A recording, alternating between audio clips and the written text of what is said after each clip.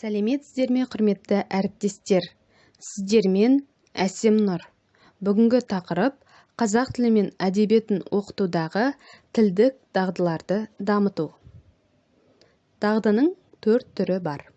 Бірінші – тыңдалым, екінші – айтылым, үшінші – оқылым, төртінші – жазылым.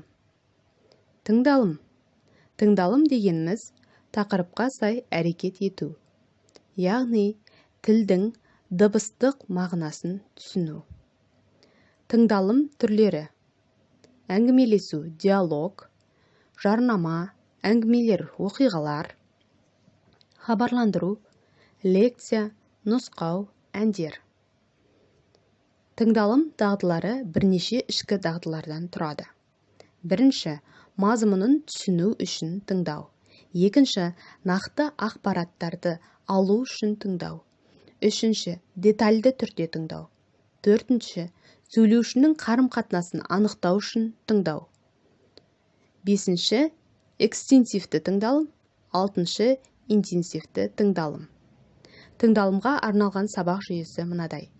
Тыңдалым алдындағы тапсырма. Тақырыпты таныстыру. Тыңдалымдағы маңызды сұрақтарды, сөздерді үйрену. Тақырыпқа қатысты сұрақтарды құрастыра отырып, сол тақырыптағы оқушы білімін қозғау. Айтылым. Айтылым дегеніміз, өзге адамдармен қарым-қатынасқа түсу барысында ойымызды жеткізу үшін тілдік бірліктерді қолдану. Айтылымның ішкі дағдылары. Бірінші – грамматиканы, сөздерді және қарым-қатынасқа түсу функцияларын қолдана білу. Екінші – сөйлеу барысында қажетті стильді қолдана білу. Үшінші – сөздерді дыбыс үндестігіне сай айта білу. Төртінші – ым-ишара, мимика қолдана білу. Бесінші – мәтін түрлерін жаза білу. Алтыншы – дыбыс үндестігінің табиғи түрін қолдана білу. Жетінші – интерактивті стратегиялар. Айтылымға арналған сабақ құрылымы төмендегідей. Бірінші – кіріспе, сабақ тақырыбын таныстыру. Сол тақырыпқа қатысты қажетті жаңа сөздерді және тілдік форманы үйрету. Екінші – негізгі бөлім. Жаңа үйренген сөздерді, тілдік форманы жаттықтыруға арналған тапсырмалар. Үшінші – бекіту бөлімі. Оқушыларға тапсырмалар аясында еркін сөйлеуге және үйренгендерін қолдануға мүмкіндік беретін тапсырмалардан тұрады. Оқылым. Оқылым белсенді және бейтарап болуы мүмкін.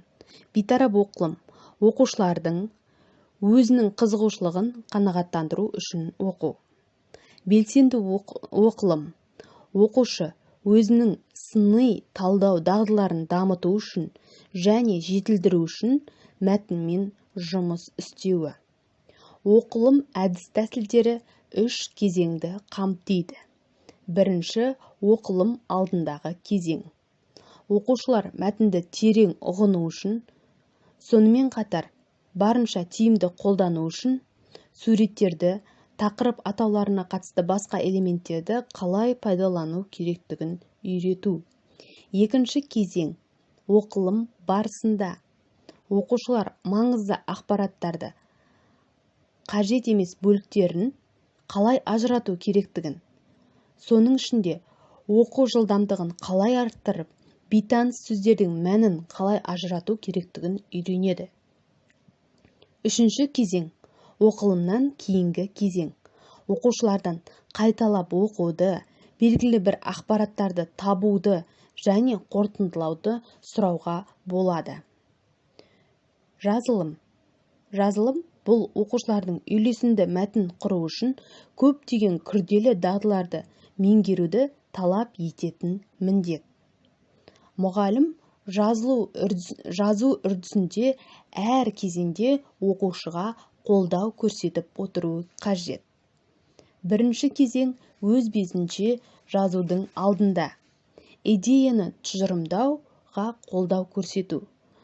Жоспарлаудың әртүрлі әдістерін, модельдерін көрсетеді және бастапқы новайын, нұсқасын жазу үрдісін ұйымдастырады.